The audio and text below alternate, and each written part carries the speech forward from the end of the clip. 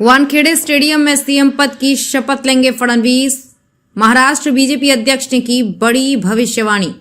5 राज्यों में चुनाव नतीजों के बाद महाराष्ट्र बीजेपी के प्रदेश अध्यक्ष चंद्रशेखर बावनकुले भविष्यवाणी की है कि उप मुख्यमंत्री देवेंद्र फडणवीस 2024 में वानखेड़े स्टेडियम में अगले सीएम के रूप में शपथ लेंगे। भंडारा के लाखनी शहर में पार्टी कार्यकर्ताओं की एक बैठक को संबोधित करते हुए उन्होंने पूछा कि विधानसभा चुनाव के बाद महाराष्ट्र का अगला मुख्यमंत्री कौन होगा, तो बावनकुले के सवाल के जवाब में फडणवीस का नाम सामने आया। इसके बाद सभी ने तालियां बजाकर इसका स्वागत किया। उत्साहित मूड को देखते हुए बावनकुले ने पार्टी कार्यकर्ताओं से अगले साल के लिए 3 प्रतिबद्धताएं बनाने को कहा।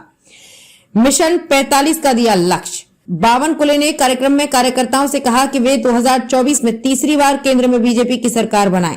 इसके लिए उन्होंने कहा कि पहला संकल्प प्रधानमंत्री नरेंद्र मोदी को मजबूत करें। उन्हें मई 2024 में लगातार तीसरी बार पीएम के रूप में कार्यभार संभालने में सक्षम बनाने के लिए महाराष्ट्र से 45 सांसदों को जिताएं। इसके लिए कार्यकर्ताओं को यह सुनिश्चित करना होगा कि भंडारा से बीजेपी उम्मीदवार सर्वोच्च बहुमत के साथ चुने जाएं। बावनकुले ने कहा कि दूसरा संकल्प ये है कि समर्पित रूप से काम करना है कि मुंबई के वानखेड़े स्टेडियम में एक भव्य समारोह में फडणवीस सत्तारूढ़ महायुति गठबंधन के दूसरी बार 2014-2019 के बाद सीएम के रूप में शपथ लें। महाराष्ट्र में सिर्फ एक ही बाग।